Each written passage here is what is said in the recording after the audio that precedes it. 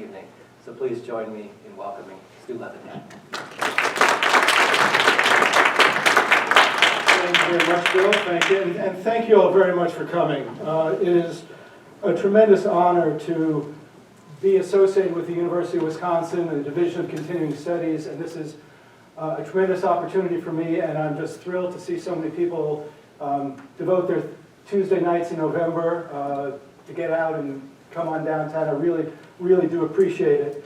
And it's good to see, there are some people in the room who are in the book, and it's nice to see, and I see some old friends here, and I'm really honored that you all would come out and participate in this course. Just to say a couple of preliminary things before we get going with the material. This is a civic and political history of the Bush and civil rights. It is not a social history. So I know there are people in the room who have family ties back to the Bush, and we look forward to hearing from you, but what I'll be talking about primarily is the planner's perspective, the government's perspective, the civic and political analysis that went into the decisions that were made at the time. The course is called Urban Renewal and Civil Rights. The course description that we published listed the civil rights aspect first, so I was unsure whether people were primarily interested in the urban renewal aspect or the civil rights aspect. I sent out a note and got a fairly good response, and it seemed to indicate that the primary interest was in the urban renewal narrative, the story of the Triangle, the story of the Bush's transformation into the Triangle. So I think the material works out to be about 65-35 urban renewal, civil rights. Tonight's course is very heavily urban renewal. By the fourth week, we're predominantly civil rights because of the way the history developed. That's how the balance will turn out. It's primarily going to be the city of Madison. There's a whole civil rights narrative that takes place on the university campus that relates primarily to fraternities and sororities and the non-discrimination that the administration required them to undergo. That is such a campus-specific aspect that I'm really not going to focus on that in these talks, because once you get into the campus civil rights situation, it's all-consuming. So this will mainly be city civil rights and the urban renewal. I welcome questions and comments. You don't need to save them for the end. I think we'll have a more robust conversation if something occurs to you that you want to ask or comment on. You know, I hope we don't devolve into heckling, but I've got a nice big table here, so if we do, I've got something I can duck behind. Let me just take a quick survey. Bathroom break or just a stand and stretch break halfway through? So who wants just a stand and stretch break? Okay, that's in the majority. And if people need to go to the bathroom, you're adults, we'll not be holding you to anything. I think that's about what I wanted to say in terms of, I have some material that people may, first of all, can people hear me okay, or do I need to, people hear okay? Okay, thank you. I've got some material that either tonight or throughout the course people may be interested in. I have the building inspection reports for every property that was torn down in the Bush. I have, so if you have family ties and you want to see what the building inspectors were saying about 120 Lake Street, I got it. You want to see what they were saying about 720 Mountain Street. I don't have all of them, but I think I've got pretty much most of them, so you're welcome to look through this. We've also got a printout from the Historical Society of every landowner in the Bush at the time of the Triangle acquisition of property. So if you're curious to see who lived on your family's block, we've got that material as well, and of course the great map of the Bush if you want to check that. So we've got some material that throughout the course you can look at if you are so interested. With that, I think it's time to begin. I brought 2 Diet Red Bulls, a Diet Mountain Dew, and a Gatorade. So I might need the bathroom break, but at least I should be properly hydrated. So with that, I will begin. The forced transformation of the Greenbush into the Triangle Urban Renewal Area was the most significant civic act in Madison in the late 20th century. But I think it also is a good representation of what T.S. Eliot was talking about: between the idea and the reality falls the shadow. Because the reality of the Triangle Urban Renewal Area was that it was pretty bad, especially at this time. But I believe the idea was good. Yes, the City of Madison and the Madison Redevelopment Authority are rightly roundly criticized for poor planning and very poor execution. Yes, the three communities that lost their neighborhoods, that lost their way of life, were minority communities that historically had suffered under discrimination. Yes, official Madison treated these communities with callous disregard and sometimes open hostility. And yes, there was institutional and individual racism that made a difficult situation even harder.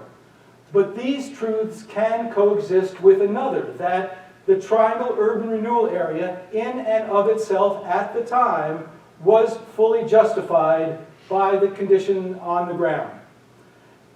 Here we see the eastern tip of the Greenbush neighborhood and a few blocks of Pregler's Addition.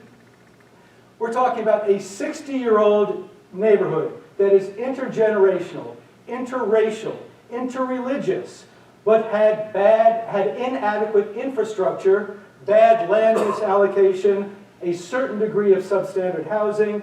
So over the next 10 years would be transformed from this into this.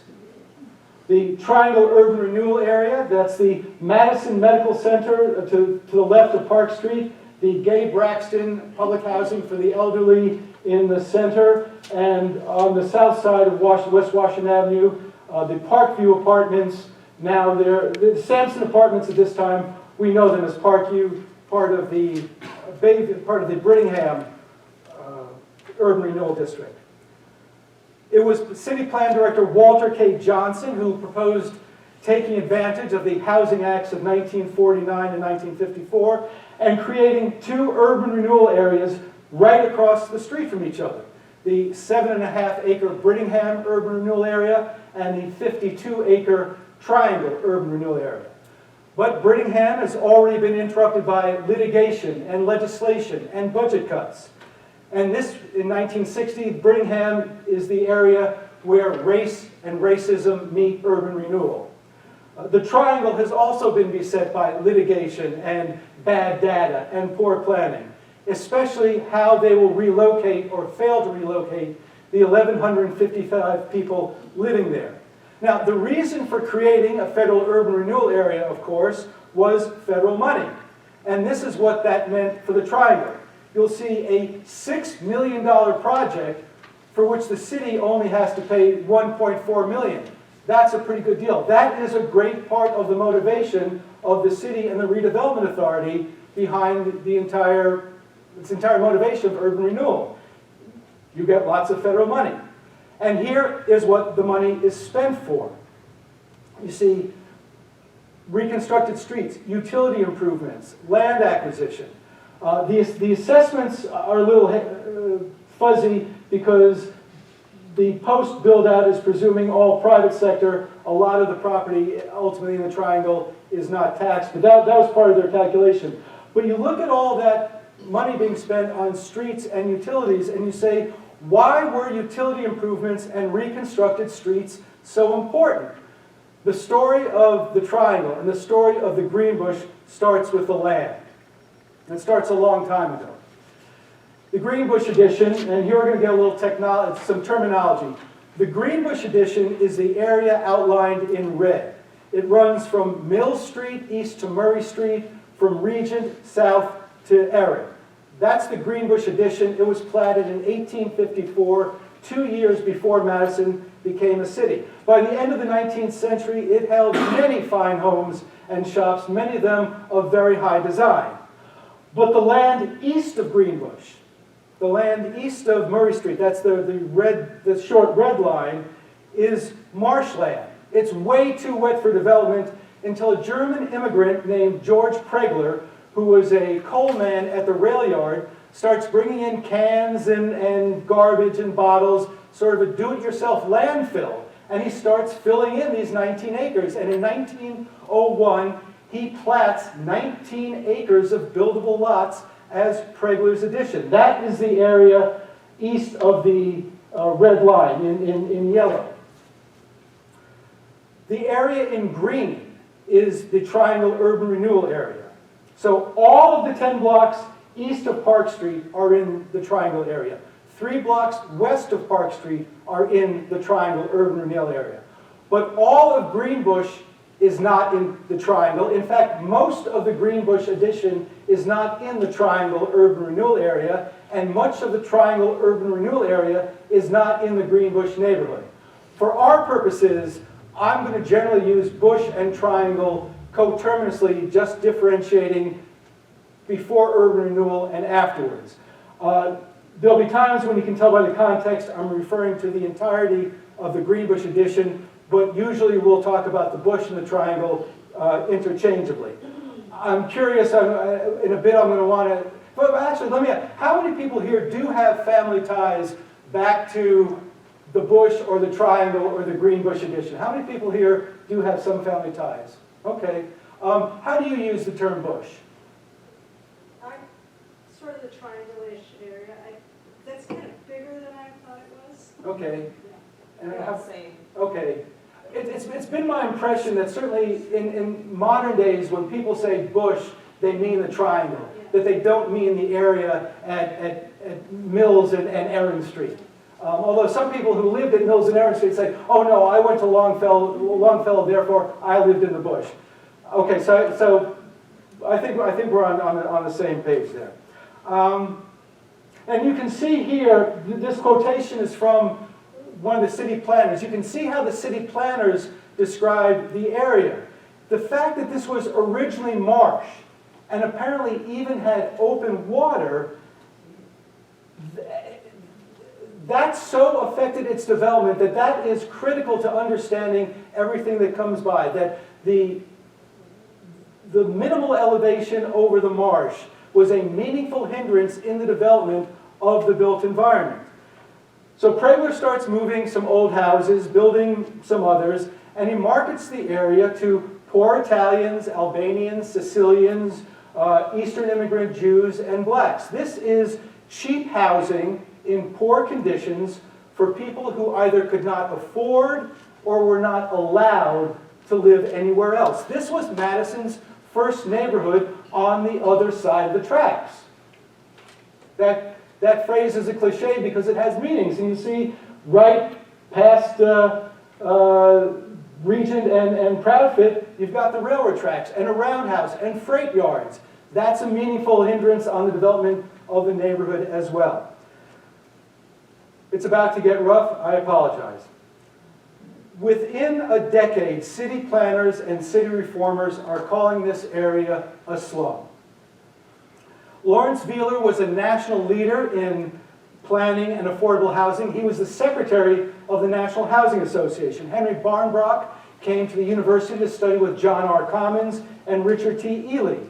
Wheeler's speech and Barnbrock's thesis, both in 1916, were so startling to genteel Madison that they caused the creation of the neighborhood's most enduring social institution. Says Wheeler was caustic, he was indeed caustic. You've got as bad a slum as any city in the country, he told the Civics Club. He called the Bush a civic cancer that called for a quick and liberal knife. Barnbrock stressed that the living conditions were not caused by character defects, but by physical defects, made worse by landlord greed and malevolent city disregard. It was this tag team of established advocate and young academic that spurred women from the Associated Charities and the Civics Club to open what they called Community House in 1917. Very soon thereafter, it would be called Neighborhood House, and for the next 4 decades would be the most important secular institution in the neighborhood, if not the entire city, and it was a direct outgrowth of Wheeler's speech and Barnbrock's thesis. Now, at about the same time, late teens and 20s, a few Greenbush residents also developed Madison's deadly bootlegging industry, which peaked with the rum wars of 1924. And that was just about the same time that membership in the Ku Klux Klan and Ku Klux Klan membership in the Madison Police Department also peaked. Those facts are not unrelated. Over the ensuing decades, the Bush becomes Madison's strongest intergenerational and multicultural community. It is rich in family and faith. There are many civic, business, and cultural leaders here. There are war heroes and sports stars, all coming from the neighborhood. But as the century passes its midpoint, while the bonds of family and community stay very strong, the physical reality is starting to fray. Most of the sewer mains are more than 50 years old, and they're 4.5 or 6 inches. Modern standards, even in 1960, required 8-inch mains. The storm sewers are inadequate, so there's periodic flooding of the low-lying area. There are problems with the streets, which, as you know, are an important component to the neighborhood quality of life. First of all, there are too many of them. Between the streets and the alleys, and most of these blocks have alleys, 44.7% of the landmass of the entire neighborhood is given over to streets and alleys. That's an entirely excessive amount. I mean, think in your neighborhood if effectively half the land were streets and alleys. There are blind or awkward intersections. Parking is difficult. Travel is difficult. This is the intersection of West Washington, Chandler to the left, and Murray Street to the right. Look at that intersection. I don't think it takes an advanced degree in traffic engineering to realize that is a dangerous intersection.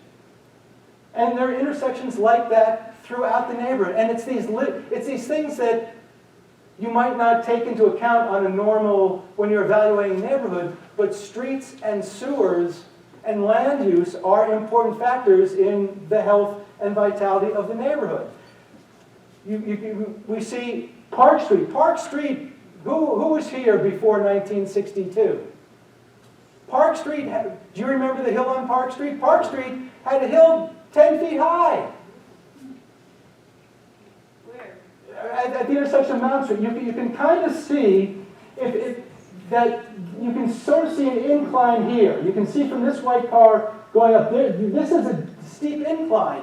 That's just another part of the infrastructure that needs to be dealt with, because this is the access to the university. West Washington is the access from the south to the state capitol. They need to expand Park Street. They need to expand West Washington Avenue. They need frontage from the neighborhood. And throughout the neighborhood, so that's why there's $666,000 earmarked for reconstructed streets. Throughout the neighborhood, there are wildly incompatible uses, including a meatpacking plant, several junkyards, 6 taverns, 7 liquor outlets. Yes, it was great that Schwartz's Pharmacy was there, and Troya's Market, and the Kosher Butchers, but there were junkyards in a residential neighborhood, and no block shows better the direct incompatibility of these uses than the 700 block of Mound Street and the adjoining Murray and West Washington. Anybody shout out what those 3 stars are representing? Well, the large white building there at the bottom is, of course, Neighborhood House. Next door to a tavern. I think modern zoning would probably frown on having a tavern next to something like the Neighborhood House. But so this is Neighborhood House, as I say, the most important secular building in the neighborhood, if not the entire city. The Center Star, okay, in the middle up there, the Center Star, that's Das Yeshurun Synagogue, founded in 1939 by a splinter group from Agudas Achim, a block down at the corner of Mound and Park. So those are two of the stars. And that third star, I think I heard somebody call it out. Junkyard. Gerke's Junkyard. We've got Gerke's Junkyard next to Neighborhood House and a House of Worship. That's a pretty incompatible series of land uses, and that happens throughout the neighborhood.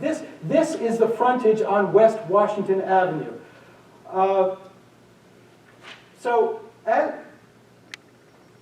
And we've got incompatible uses throughout the neighborhood.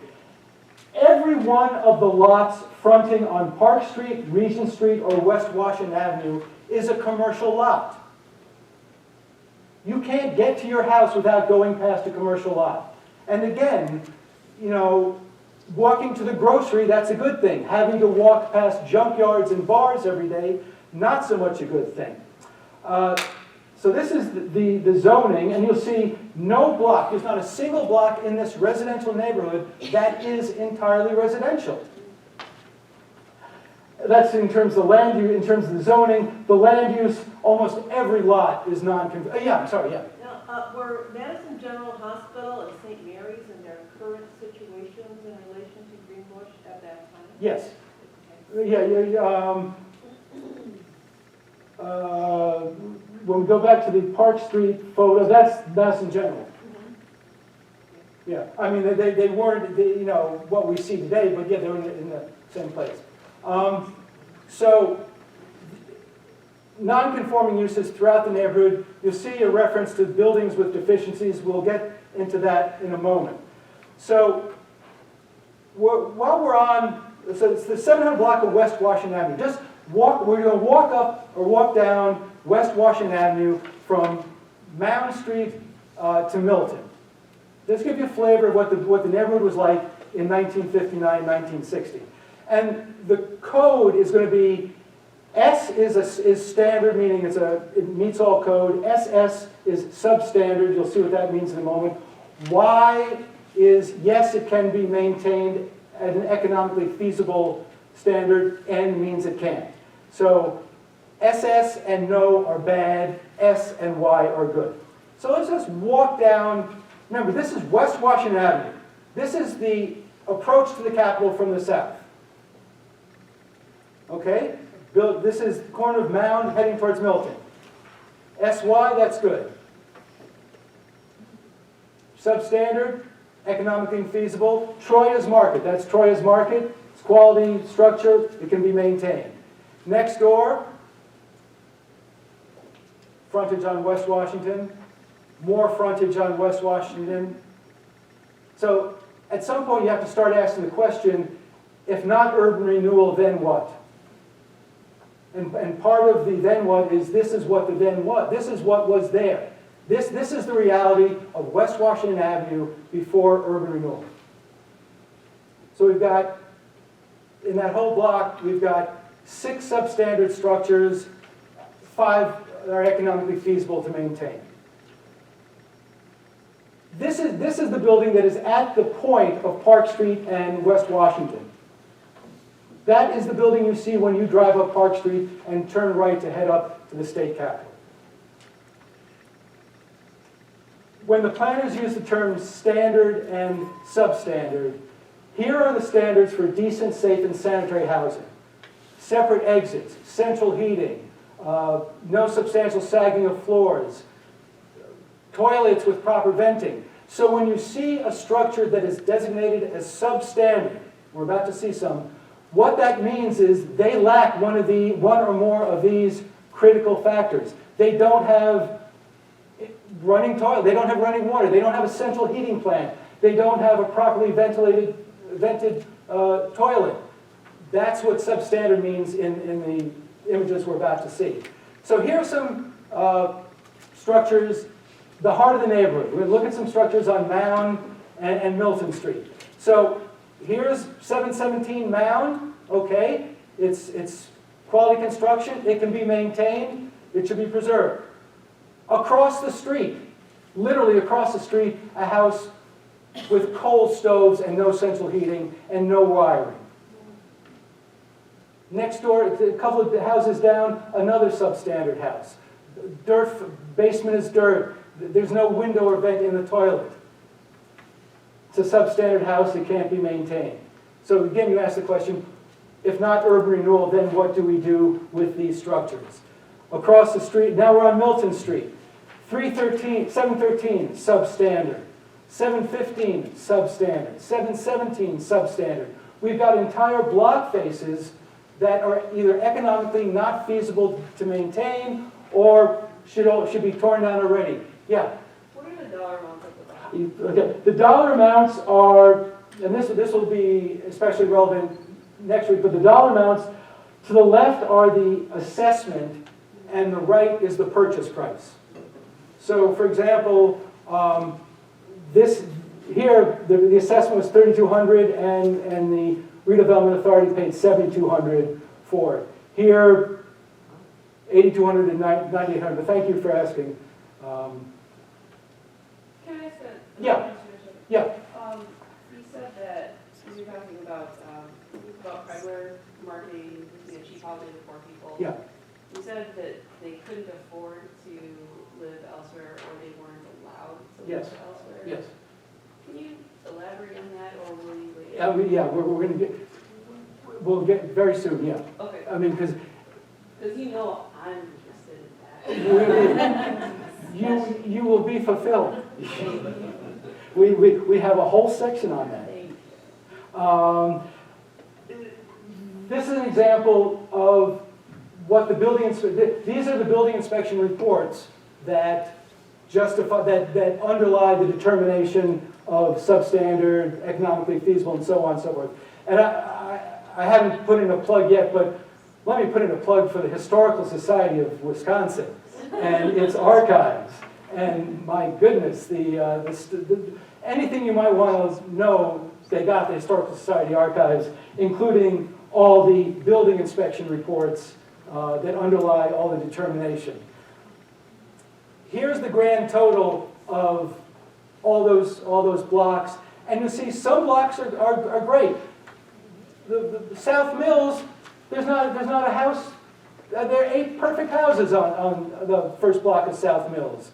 900 block of Regent Street. There's nothing wrong with the 900 block of Regent Street, but you look at the blocks on Milton, and you look at some of the blocks on Mound Street, and you see a majority of the houses are either substandard or not economically feasible to maintain, and everything keeps building. So, to recap,